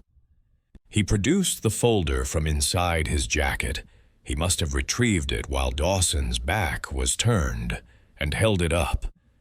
Edmund Ashworth was investigating a murder, not his own future murder, but one that occurred 15 years ago. The death of his first wife, Margaret. Prudence went white. Geoffrey's glass slipped from his hand, shattering on the floor. "Margaret died of consumption," Geoffrey said hoarsely. The doctors were wrong, or perhaps persuaded to be wrong." Poirot opened the folder. Edmund discovered that his wife had been slowly poisoned with arsenic. The purchases were made on an account belonging to P. Ashworth. All eyes turned to Prudence. She sat perfectly still, her hands folded in her lap. "You killed my mother?" Geoffrey's voice cracked. "You murdered her?" "No." Prudence's voice was calm, almost serene. "I saved her." "Saved her?" I exclaimed.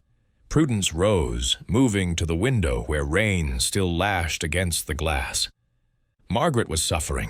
The consumption was real, whatever that investigator claimed. She was dying, slowly, painfully. She begged me to help her. She turned to face us. I gave her what she wanted, a peaceful death, small doses of arsenic to ease her passage. It was mercy, not murder." "Mercy?" Geoffrey laughed bitterly.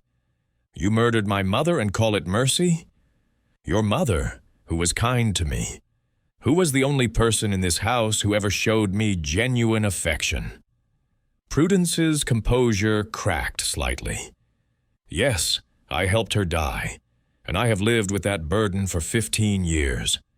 But Edmund discovered the truth," Poirot said, "and you killed him to keep your secret." "No!" Prudence's eyes flashed. "I told you.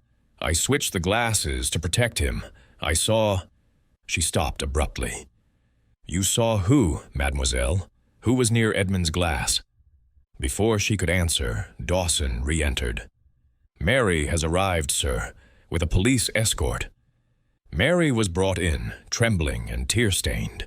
She looked around the room with terrified eyes, shrinking back when she saw the assembled household.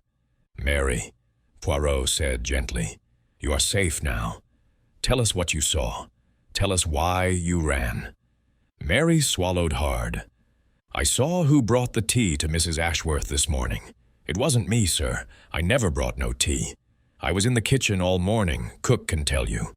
Mrs. Blackwell nodded. "She speaks the truth. Mary was with me, preparing luncheon." "Then who brought the tea?" Inspector Graves demanded. Mary's eyes darted around the room, finally settling on one person. "It was him, sir. I saw him clear as day, carrying the tray upstairs. But when I tried to tell Dawson, he said I was mistaken, that I should mind my place. That's when I knew. They were all in on it, protecting him. So I ran." Everyone followed her gaze. She was looking directly at Dawson. The elderly butler straightened his shoulders, his dignity intact, even as accusation hung in the air. "Dawson," Poirot said softly, "you brought the tea?" "I did not, sir." His voice was steady. "I was in the pantry, reviewing the household accounts." "You're lying," Mary cried. "I saw you." "The child is mistaken," Dawson began. "No," said another voice. "She's not." Everyone turned.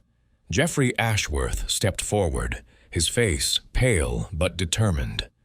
"Mary's not lying, but she's not entirely right either." He took a shaking breath. She saw someone who looked like Dawson, someone wearing his spare uniform jacket, someone who knew the household routines well enough to move unnoticed. His eyes found Poirot. Someone who had access to both Edmund's study and Cordelia's room. "Mr. Geoffrey," Dawson said slowly. "What are you saying?" Geoffrey laughed, a broken sound. "I'm saying that I saw who took your jacket from the servants' quarters this morning, Dawson. I saw who was in Father's study the night he died, pouring his brandy. I saw everything, and I said nothing, because I'm a coward." He turned to face the room. "Because the killer is the one person nobody suspects, the one person who could move freely through this house, trusted by everyone." "Who?" Inspector Graves demanded. Geoffrey's gaze shifted, and when he spoke, his voice was barely a whisper. "Me." The room erupted. Prudence gasped.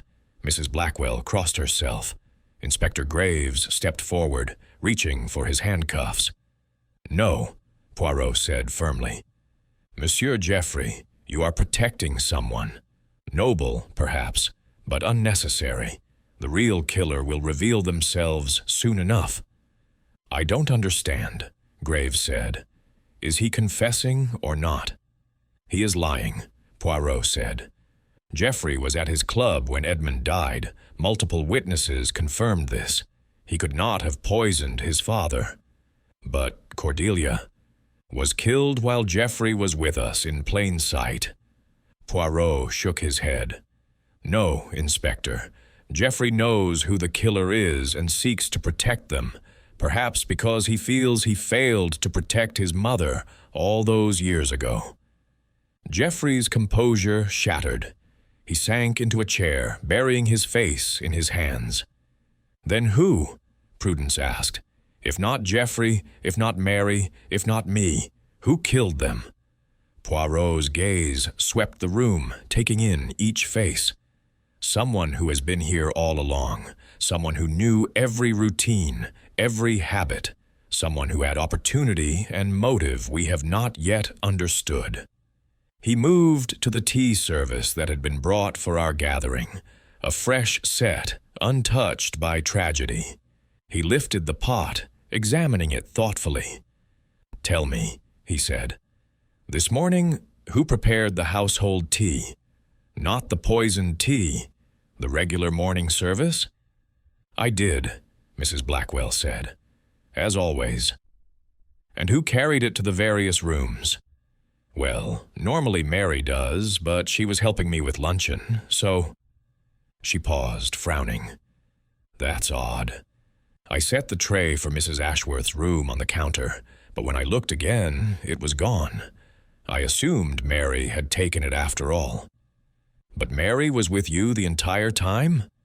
"Yes, sir. Never left my sight." Poirot nodded slowly. "Then someone else took that tray. Someone who added poison to it, someone who then picked the lock to Mrs. Ashworth's room, having ensured we would be elsewhere, and delivered death disguised as comfort." "But who had the opportunity?" I asked. "We've accounted for everyone." "Have we, Hastings? Have we truly?" Poirot set down the teapot. "There is one person whose movements we have not questioned. One person who has been above suspicion because their loyalty seemed absolute."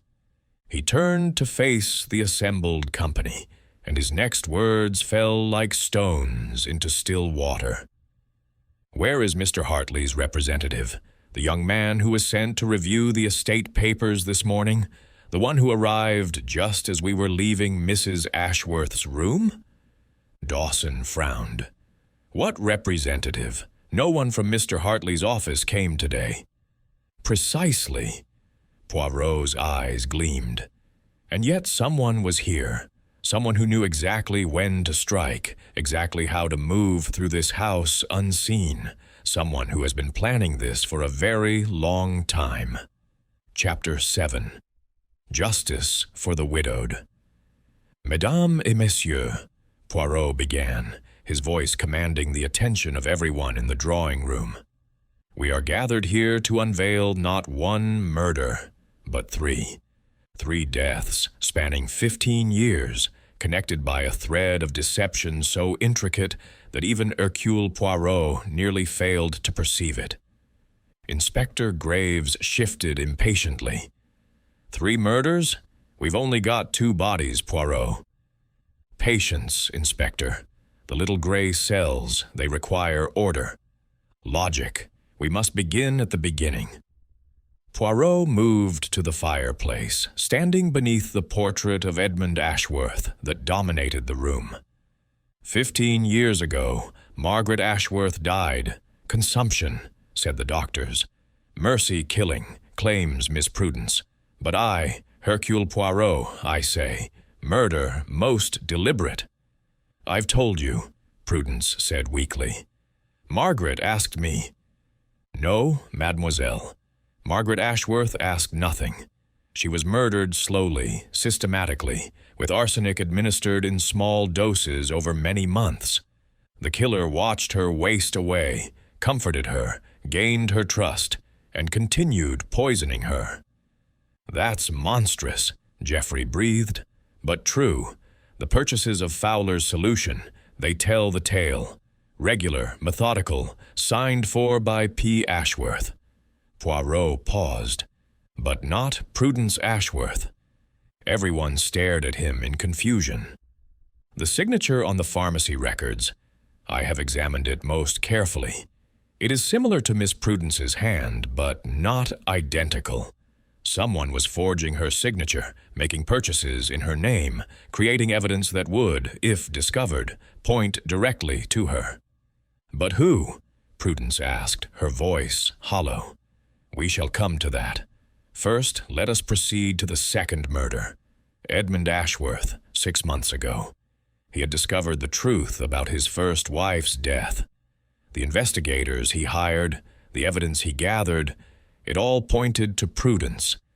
His own sister, the murderess of his beloved Margaret.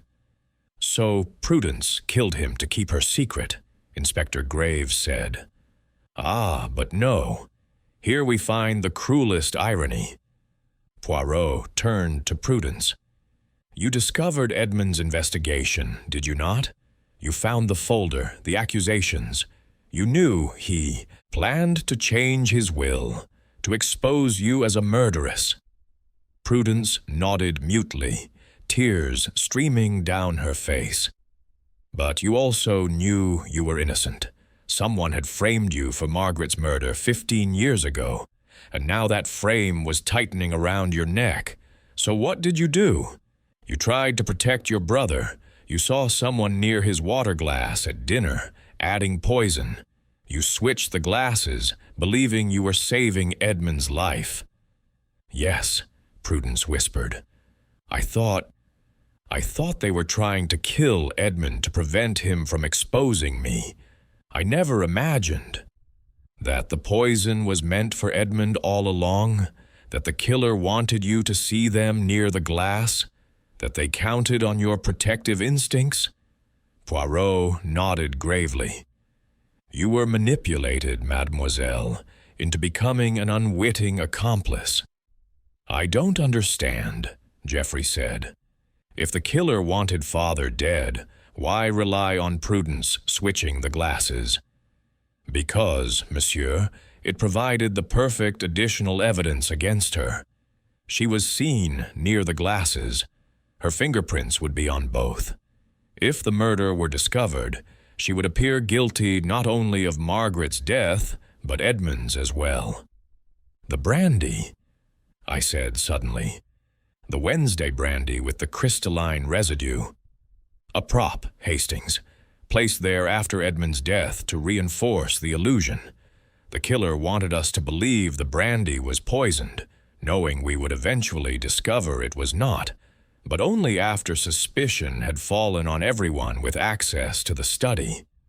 But Cordelia, Mrs. Blackwell said, why kill the poor lady? She'd done nothing to nobody. Poirot's expression grew sorrowful. Ah, but she had, Madame Blackwell. Without knowing it, Cordelia Ashworth had committed the gravest sin in the killer's eyes. She had taken Margaret's place. She had become Mrs. Ashworth, mistress of this house, stepmother to Geoffrey. She was living the life that Margaret should have lived, had she not been murdered. "The letters!" I exclaimed. "The threatening letters calling her the Wednesday widow," were sent by the killer to accomplish two goals. First, to torment Cordelia with fear. Second, to create a pattern, Wednesday deaths, that would seem like madness rather than method. The killer wanted us to look for a lunatic obsessed with Wednesdays, not someone with logical motives. "Enough dancing around," Inspector Graves said. "Who is the killer?" Poirot raised his hand. "Un moment. We must first understand the final piece. This morning, someone entered this house disguised as a representative from Mr. Hartley's office. Someone who knew exactly when we would be with Miss Prudence, exactly how long they had to act. Someone who stole Dawson's jacket to move unnoticed through the servants' areas. But everyone was accounted for," Dawson protested. "Everyone in the household, yes, but the killer, they are not of the household, not anymore." Poirot moved to the window, gazing out at the rain. "Tell me, what happened to Margaret Ashworth's personal effects after her death? Her jewelry, her letters, her private papers?" "They went to Geoffrey," Prudence said. "Edmund insisted, said the boy should have something of his mother's." "And Geoffrey, what did you do with them?" Geoffrey looked puzzled. "I kept them. They're in a trunk in my room, though—" He paused, frowning. "Some things went missing over the years. Mother's diary, some photographs. I assumed the servants had misplaced them." "No, monsieur. They were taken, studied, cherished by someone who loved your mother deeply. Someone who has spent 15 years planning revenge on those they held responsible for her death."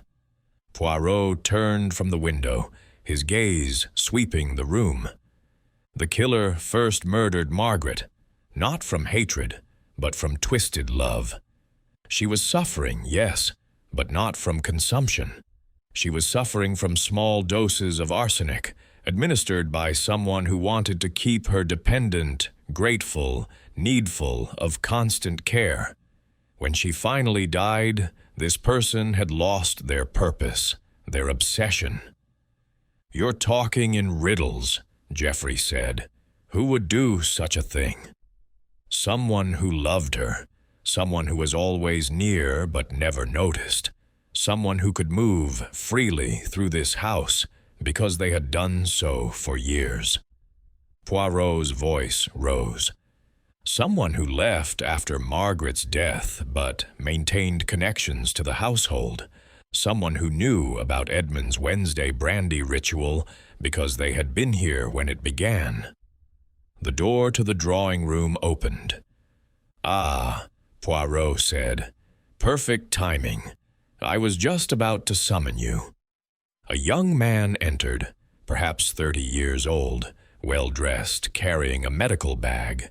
He had the kind of face that was pleasant but forgettable, the sort of person who could blend into any crowd. "I apologize for the interruption," he said. "I'm Dr. James Morrison, Inspector Graves sent word there had been another death. I thought I might be of assistance." "Morrison." Geoffrey stared at him. "But you're not— Wait. Dr. Morrison was Father's physician years ago. You're too young." "Dr. James Morrison," Poirot said slowly, "is the son of Dr. William Morrison, who attended Margaret Ashworth during her final illness. The same Dr. Morrison who fled to Canada after her death, overcome with guilt about the death certificate he had signed." The young man's pleasant expression didn't change, but something flickered in his eyes. "More importantly," Poirot continued, "James Morrison was, 15 years ago, a medical student of 15, a young man who assisted his father with house calls, a young man who fell desperately, obsessively in love with Margaret Ashworth." "That's absurd," Morrison said. "I was a child." "A child of 15, hardly a child at all. You attended Margaret during her illness, an illness you were causing with careful doses of arsenic. You forged Prudence's signature to purchase the poison, knowing that if it were ever discovered, she would be blamed. You watched Margaret weaken, comforted her, made yourself indispensable to her." "Prove it," Morrison said coldly. "The proof, monsieur, lies in the pattern. Your father, overcome with guilt, confessed to colleagues that he suspected Margaret was poisoned, but felt pressured to sign the death certificate. Pressured by whom? His own son, who threatened to reveal certain indiscretions if he did not comply." Morrison's jaw tightened. "You left England with your father, but you never forgot Margaret. You became a doctor yourself, driven by the memory of the woman you had saved from suffering. When you learned of Edmund's remarriage, something in you snapped. Another woman in Margaret's place. It was unbearable." "So you came back," I said, understanding dawning. "You killed Edmund to punish him for replacing Margaret. And you killed Cordelia because she was the replacement," Geoffrey added, his voice shaking with rage. "But how?" Prudence asked. "How could you move through this house unseen?" Poirot smiled grimly. "Because, mademoiselle, Dr. Morrison never truly left. He maintained his father's old practice under his own name. He attended several families in this neighborhood. He had legitimate reasons to be in Kensington, to observe the household, to learn the routines." "The poison at dinner," I said. "He was here that day?" "I was making a professional call," Morrison said smoothly. "Mrs. Ashworth had complained of headaches. I prescribed a tonic." "A tonic you personally prepared, a tonic containing poison to be added to Edmund's water glass." Poirot's voice hardened. "You knew Prudence had found Edmund's investigation. You counted on her seeing you near the glasses, counted on her switching them. It was brilliant. Edmund would die, and Prudence would appear guilty of both murders. But the brandy— You returned that night, using your medical credentials to gain entry after Edmund's death. While the household was in chaos, you added the crystalline residue to the decanter, creating false evidence." "And Cordelia?" Geoffrey demanded. "This morning, you arrived claiming to be from Hartley's office.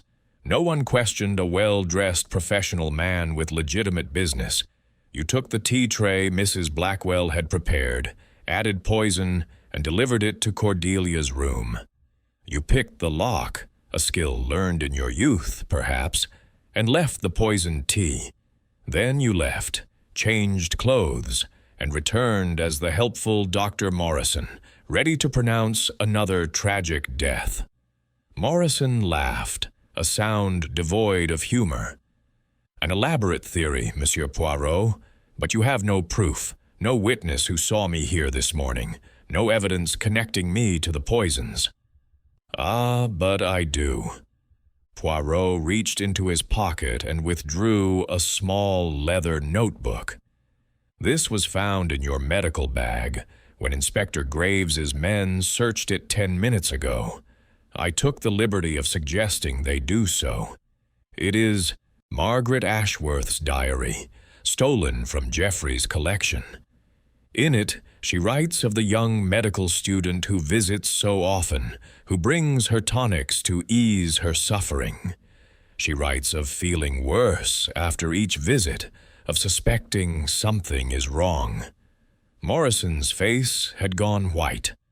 More damning still, Poirot continued, is this entry dated 1 week before her death.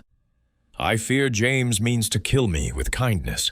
Each medicine makes me weaker. I must tell Edmund, but the boy seems so devoted, so desperate to help. Perhaps I am imagining things. The illness makes one paranoid. You killed my mother, Geoffrey said, his voice deadly quiet. You murdered her while pretending to help her.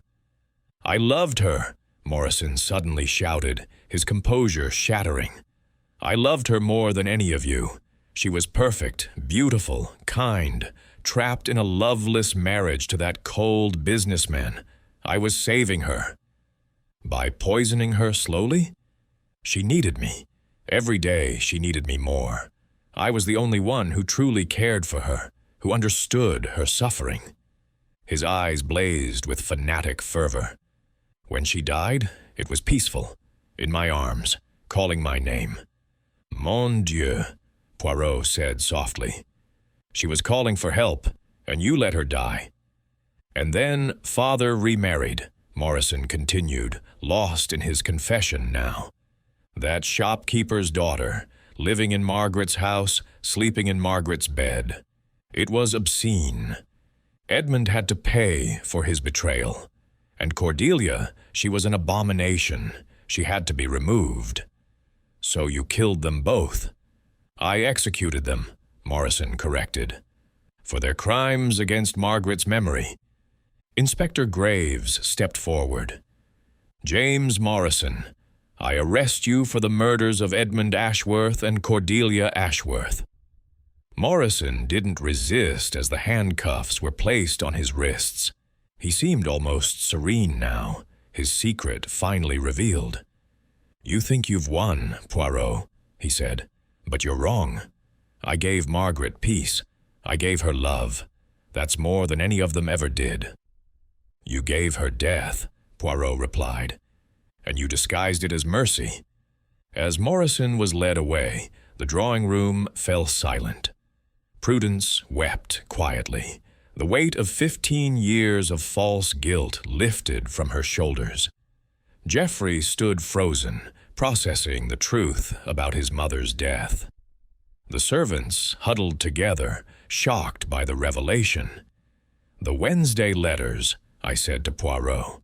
Why Wednesday? Because Wednesday was when Edmund discovered the truth about Margaret's death. April 14th was a Wednesday. The killer wanted to link all the deaths to that day of revelation. It was his signature, his mark of twisted justice. 3 murders, Inspector Graves said, shaking his head. Spanning 15 years. How did you see it, Poirot? The little gray cells, Inspector. They perceived the pattern. 3 victims, Margaret, Edmund, and Cordelia.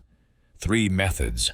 Slow poisoning disguised as illness, swift poisoning disguised as heart failure, and swift poisoning disguised as a threat fulfilled.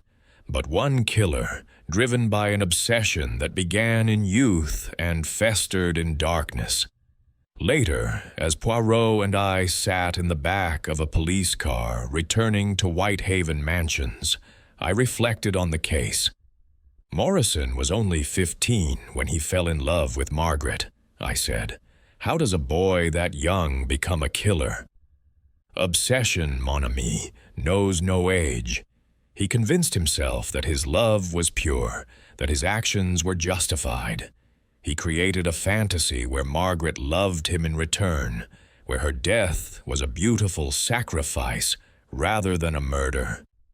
Poirot gazed out at the London streets, now washed clean by the rain. The most dangerous killers are those who believe themselves to be saviors. And poor Prudence, living all those years believing she might have somehow caused Margaret's death. Guilt is a poison of its own kind, Hastings. It corrupts slowly but surely. Prudence's guilt over her inability to save Margaret led her to devote her life to Edmund, to sacrifice her own happiness. In trying to atone for a crime she did not commit, she became a victim herself. At least Geoffrey knows the truth now. Yes, though I wonder if the truth brings comfort or merely different pain. Poirot straightened his tie, a gesture of returning to normalcy. The truth, it is like medicine. Non? Necessary, but often bitter to swallow. Will Morrison hang? 3 murders, carefully planned and executed without remorse. I think the law will demand its price. Poirot's expression grew philosophical. He spoke of giving Margaret peace, but it was his own peace he sought. In killing her, he tried to preserve her forever as his alone. In killing Edmund and Cordelia, he tried to erase the evidence that life had continued without her. The Wednesday widow, I mused. Cordelia never knew why she was marked for death. She was killed for the crime of existing, of taking a place that Morrison believed should remain forever empty, a shrine to Margaret. Poirot shook his head. Love and hate, Hastings. They are closer than we like to believe. Both can drive a man to madness. Both can make him kill. As we arrived at Whitehaven Mansions, the sun broke through the clouds for the first time in days. London sparkled, wet and clean, as if the rain had washed away the blood and sorrow of the Ashworth house. Another case concluded, I said. Oui, mon ami. Justice is served, though it brings no one back from the dead. Poirot paused at the entrance to our building. But perhaps now Margaret Ashworth can truly rest in peace, no longer the object of a madman's obsession, but remembered as she truly was. A woman who deserved life, not the living death Morrison gave her. We climbed the stairs to our flat in silence. The case of the Wednesday widow was closed, but its shadows would linger. 3 lives taken, countless others damaged, all for a 15-year-old boy's twisted idea of love. As Poirot would say, the human heart, it is, capable of both great love and great evil, sometimes terrifyingly, both at once. Epilogue. 6 months later, I read in the Times that James Morrison had been found guilty of 3 counts of murder and sentenced to death. He maintained to the end that he had acted out of love. Prudence Ashworth left London, we heard, and took a cottage in the Lake District, finally free to live her own life at the age of 56. Geoffrey Ashworth sold the Kensington house and emigrated to Australia, seeking a fresh start far from the shadows of his family's tragedy. The servants found new positions, their excellent references provided by Poirot himself, who insisted that no blame should attach to those who had served faithfully and been deceived. As for Hercule Poirot, he filed away the case of the Wednesday widow in his precise manner, another puzzle solved, another murder avenged. But sometimes, on foggy London evenings, I would catch him staring into the fire, his fingers drumming that familiar rhythm, and I knew he was thinking of Margaret Ashworth, the first victim, the one who never had a chance to cry for help that would be heard. The little gray cells, he said to me once, they can solve the mystery, but they cannot undo the crime. That, mon ami, is the tragedy of detection. We always arrive too late. Indeed, For the Wednesday widow and all who had died in that house of secrets, we had arrived 15 years too late. But justice, as Poirot would say, does not respect time. It only respects truth.